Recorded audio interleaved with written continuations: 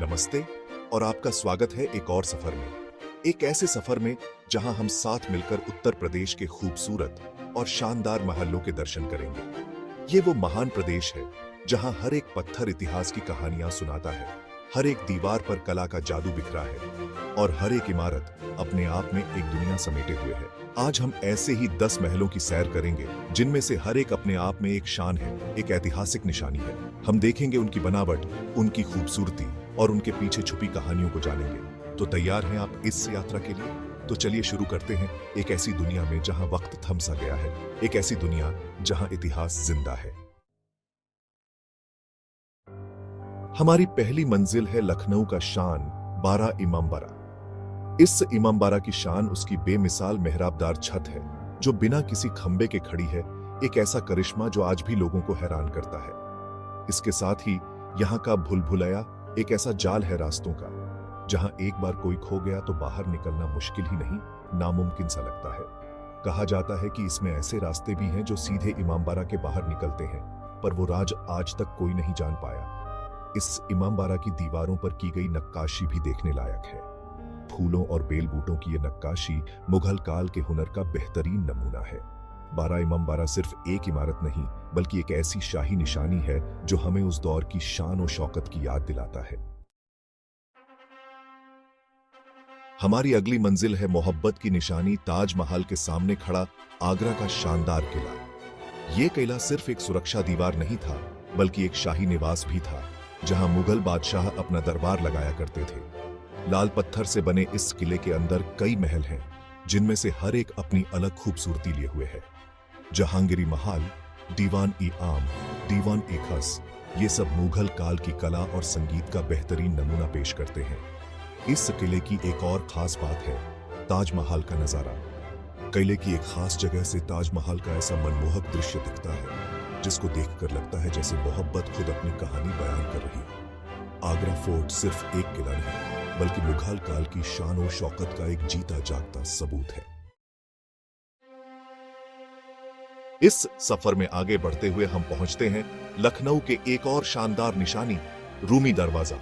ये दरवाजा अवध के नवाबों की शान और शौकत का प्रतीक है। इस दरवाजे की बनावट ऐसी है कि देखने वाले की नजर उसकी तरफ खींची चली जाती है। इसकी ऊंची मेहराब और उस पर की गई नक्काशी मुगल काल की कला का बेहतरीन नमूना है। कहा जाता है कि इस दरवाजे का नाम रूमी दरवाजा इसलिए रखा गया क्योंकि इसकी बनावट टर्की के इस्तांबुल स्थित आर्च ऑफ कॉन्स्टेंटीन से मिलती जुलती है। रूमी दरवाजा सिर्फ एक दरवाजा नहीं, बल्कि अवध की तहजीब और तामीर का एक आईना है। हमारा अगला पड़ाव है छोटा इमामबाड़ा, जिसे इमामबाड़ा-ए-हुसैनाबाद के नाम से भी जाना जाता है। ये इमामबाड़ा अपनी खूबसूरती और नक्काशी के लिए मशहूर है। इस इमामबाड़ा की दीवारों पर की गई नक्काशी और झूमर देखने लायक हैं। कहा जाता है कि यहाँ इतने झूमर हैं कि रात के वक्त ये पूरा इमामबाड़ा झिलमिलाता हुआ नजर आता है। छोटा इमामबाड़ा के अंदर एक तालाब भी है जिसका नाम शाही हौज है। इस तालाब में इमामबाड़ा की परछाई देखी जा सकती है जो इसकी खूबसूरती में चार चांद लगा देती है। छोटा इमामबाड़ा अवध के नवाबों की कला और संस्कृति का एक अनोखा संगम है। इस सफर में आगे बढ़ते हुए हम पहुंचते हैं लखीमपुर खेरी के जय विलास पैलेस। ये महल मुगलिया और अंग्रेजी शिल्प कला का एक अनोखा मेल है। महल के अंदर बने बड़े बड़े कमरे, शानदार झूमर और खूबसूरत बगीचे आपको किसी और ही दुनिया में ले जाते हैं। जय विलास पैलेस में एक म्यूजियम भी है जहां आप लखीमपुर खेरी के इतिहास और संस्कृति के बारे में जान सकते हैं। ये महल सिर्फ एक इमारत नहीं, बल्कि उस दौर की शान और शौकत और जीवन शैली का प्रतीक है। इस सफर में आगे बढ़ते हुए हम पहुंचते हैं पवित्र शहर वाराणसी के पास स्थित रामनगर फोर्ट। यह किला गंगा नदी के किनारे स्थित है और अपनी खूबसूरती के लिए मशहूर है। यह किला वाराणसी के महाराजाओं का निवास स्थान हुआ करता था और आज भी उनके वंशज यहां रहते हैं। रामनगर फोर्ट हर साल होने वाले प्रसिद्ध रामलीला का गवाह बनता है। यहाँ पूरे 1 महीने तक चलने वाले इस आयोजन में रामायण के दृश्यों का मंचन किया जाता है। ये किला सिर्फ एक इमारत नहीं, बल्कि भारतीय संस्कृति और परंपराओं का जीता जागता उदाहरण है।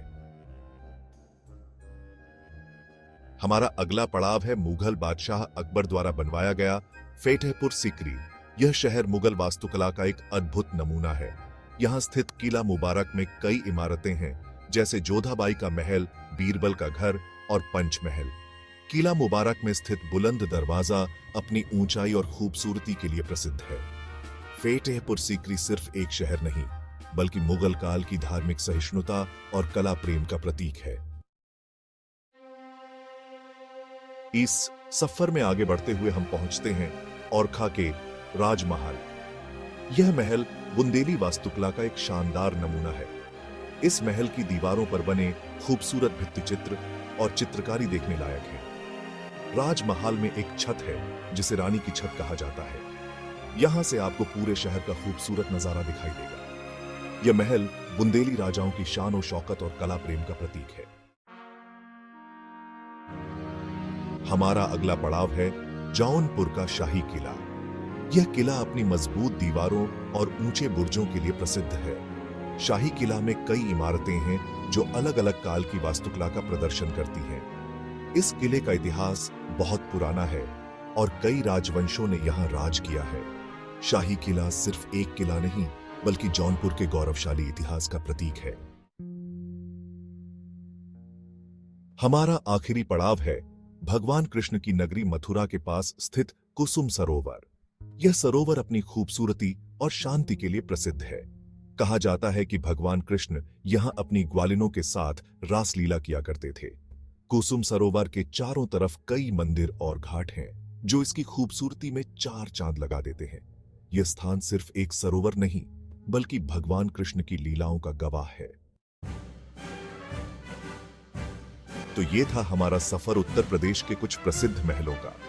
हर एक महल अपने आप में एक कहानी है, एक ऐतिहासिक निशानी है। ये महान प्रदेश सिर्फ महलों का ही नहीं, बल्कि कला, संस्कृति और इतिहास का भी खजाना है। इस सफर ने हमें एक बार फिर याद दिलाया कि हमारी धरती कितनी महान है और इसकी गोद में कितने राज छुपे हुए हैं। उम्मीद है आपको ये सफर पसंद आया होगा।